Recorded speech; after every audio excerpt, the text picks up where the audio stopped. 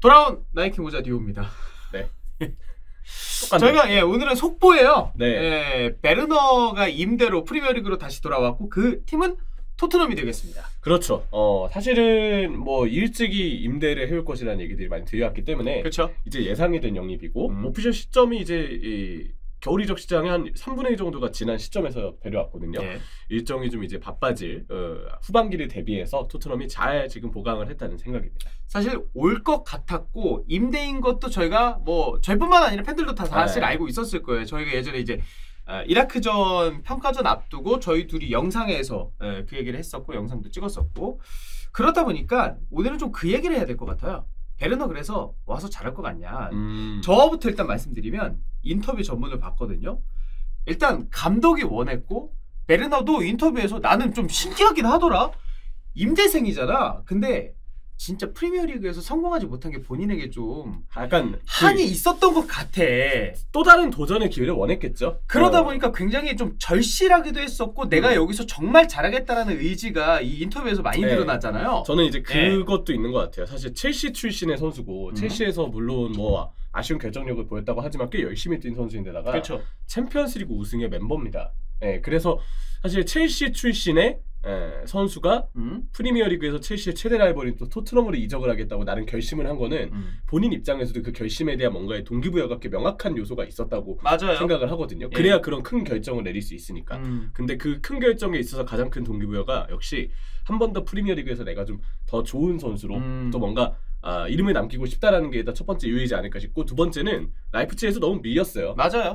오펜다나 뭐 포울센, 뭐 세슈코 이런 자원들에게 많이 밀려서 아마 베르너 입장에서도 라이프치히에서 내가 이렇게 기회를 못 잡나? 반등의 기회가 무조건 있어야 돼. 근데 토트넘에 손을 내밀었기 때문에 이 기회가 나한테는 프리미어리그에서의 뭔가 좀 더 내 인상을 확실히 남길 수 있는 기회. 그렇죠. 그리고 본인에게도 일단 라이프치히에서의 어떤 밀린 상황, 커리어의 반등을 좀 일으킬 수 있는 기회라고 크게 생각을 했기 때문에 이런 과감한 결단을 좀 내리지 않았나 싶어요. 임대긴 하지만 저도 형철의 의견에 굉장히 좀 동의를 하고 베르너 입장에서도 엄청난 도전이에요. 엄청 도전이죠. 그 첼시에서 라이프치히로 리턴했을 때는 16골 기록했거든요. 그래서 우리가 그 얘기했어요.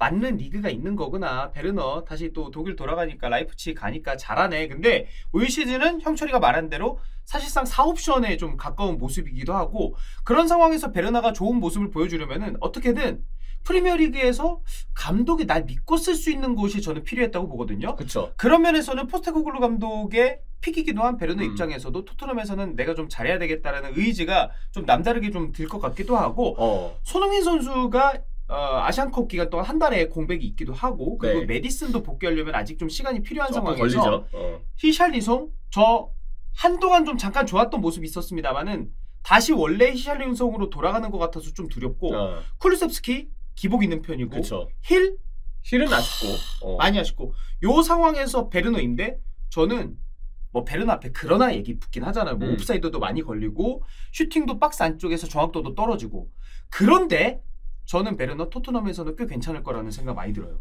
바꿔 얘기하면 이제 히샬리송 그 아쉬웠던 히샬리송도 손흥민이 패스를 주고 공간을 만들어주면서 이렇게 좀 살렸잖아요. 맞아요. 물론 최근에 히샬리송이 다시 조금 아쉬운 면모가 보이긴 하지만 베르너도 손흥민과 같이 뛸 때 반등의 가능성이 좀 있을 거라고 봐요. 맞아요. 이 공격수는 사실 누구랑 같이 뛰느냐에 따라서도 그 시너지 그리고 결정력, 뭐 기회 이런 것들이 좀 저는 가려진다고 생각을 하는데 손흥민 선수가 워낙 기회 창출 많이 해주고 또 주장으로서 이 동료들 많이 자신감 끌어올려주는 것도 잘하고 그리고 어쨌든 그런 손흥민과의 시너지 덕분에 베르너가 손흥민이 주는 어떤 제공해주는 패스들 오히려 본인이 손흥민의 움직임에 대한 이해가 빨라서 잘 파악을 하고 좀 더 열심히만 띄워준다면 지금까지는 우려를 아무래도 많이 할 수밖에 없지만 예상외로 베르너에게도 또 최적의 파트너를 만남으로써 뭔가의 상승 효과가 있을 수는 있다. 제가 볼 때 손흥민은 이제 토트넘에서는 그 정도로 본인이 잘하는 거는 뭐 이제 더 이상 걱정이 없고 그럼요. 동료의 어떤 아쉬운 기량조차도 채워주고 일으켜줄 수 있을 정도의 선수가 아닌가라고 생각을 하고요. 포스테코글루가 인터뷰를 했죠. 토트넘 정도의 팀에서는 사실 재능의 차이는 그렇게 미미하다. 근데 이제 베르너를 되게 마음에 들어했던 이유는 인품이 바르기 때문이다라는 얘기를 했어요. 인품에 대해서 또 포스테코글루도 중요하게 생각하나 보네. 팀적으로 이 선수가 그만큼 좀 분위기에도 도움이 되고 열심히 뛴으로써 포스테코글루가 생각하는 팀 분위기나 시너지 형성에도 아마 이바지할 부분이 많을 거라고 생각을 해서 영입한 것이 아닌가. 저는 그래서 손흥민과의 시너지는 진짜 두고 봐야 된다. 그런 면에서는 손흥민 선수가 토트넘에서 주장하고 있는 게 감독 뭔가 인품을 생각하는 감독의 성향이랑도 좀 잘 맞는다는 생각이 들고 저도 갑자기 뭐 베르너 얘기하다가 다시 손흥민 선수 기습 숭배하게 되는데 네. 왜 하냐면요.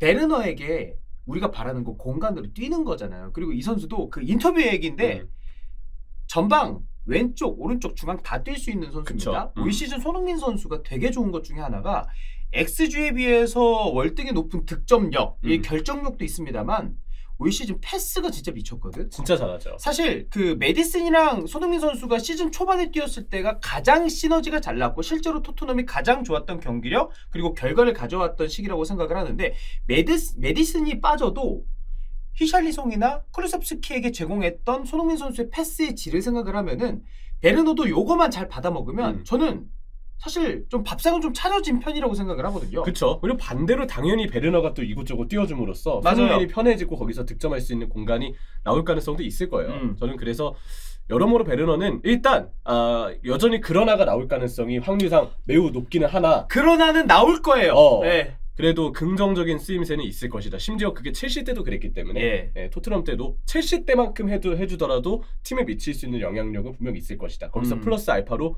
손흥민과 팀으로서 결정력이 좀 더 추가가 될 것인지 우리가 그 부분을 이제 지켜보면 되겠죠. 그리고 우리가 FM 하다 보면은 이 멘탈 수치도 봐요. 막 적응력이라던가 여러 가지 능력치를 보는데 저는 인터뷰에서 정말 절실함이 묻어나왔기 때문에 베르너가 이전에 첼시에서 했던 것보다는 더 열심히 뛰고 더 조금이라도 좀 잘할 거라는 생각을 갖고 있고요. 토트넘이 지금 센터백도 숫자 하나 필요하잖아요. 필요하죠. 지금 드라구신 링크가 꽤 길게 이어지고 있는데 위넨 갈 가능성도 있어서 이것도 한번 잠깐 짚어보자고요. 사실은 이제 토트넘과 계속 오랫동안 협상을 하고 있다, 가까워지고 있다는 이야기가 있었는데 돌연 지금 방향이 좀 틀었기 때문에 토트넘 팬분들 입장에서도 좀 당황스럽고 반대로 바이에른 뮌헨은 지금 후보 센터백이 필요한 입장에서 그쵸. 드라구신의 영입은 뎁스 문제를 해결할 수 있어서 그에 대한 바이에른 뮌헨 입장에서도 좀 고민을 씻을 수 있는 그런 지금 소식이 아닌가라는 생각을 하게 됐죠. 드라구신 입장에서는 좀 단순하게 정리하자면 바이에른 뮌헨 가서 아무래도 경쟁자가 좀 세다 보니까 옵션으로 좀 밑으로 가느냐. 아마 4순위 정도로 봐야죠. 토트넘이 3순위 정도면 바이에른 뮌헨은 4순위예요. 그렇죠. 팀 내 센터백 입지로 보면. 뭐 숫자들이 확실하게 있으니까 뮌헨 같은 경우는 무파메카노, 더리우트, 김민재 확실하게 있고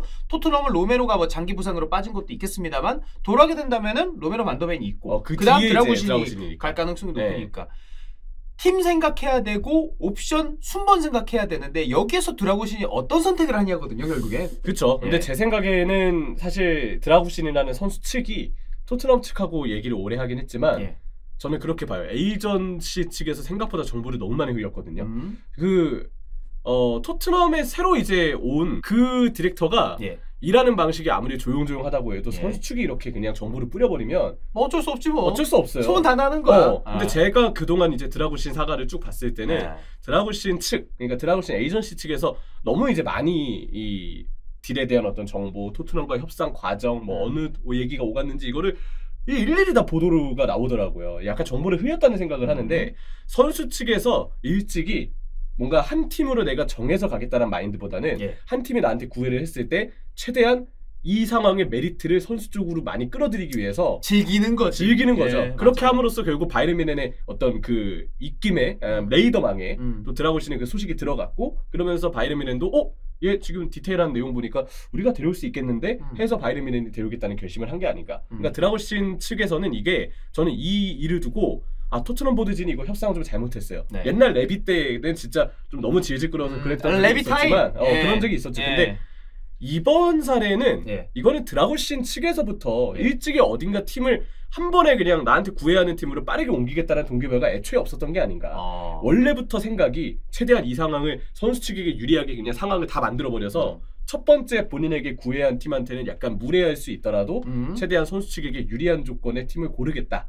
바이에른 뮌헨이 아무래도 현실적으로 지금 UEFA 대회 나간다든지 순위권이라든지 이런 데서 높은 건 맞으니까. 맞아요. 그런 거를 드라구신 측에서 좀 노린 게 아닌가. 저는 그렇게 생각을 해요. 그래서 토트넘 팬분들 입장에서는 좀 짜증나는 면은 있지만 저도 이런 일들을 팬이니까 몇 번 겪어봤잖아요.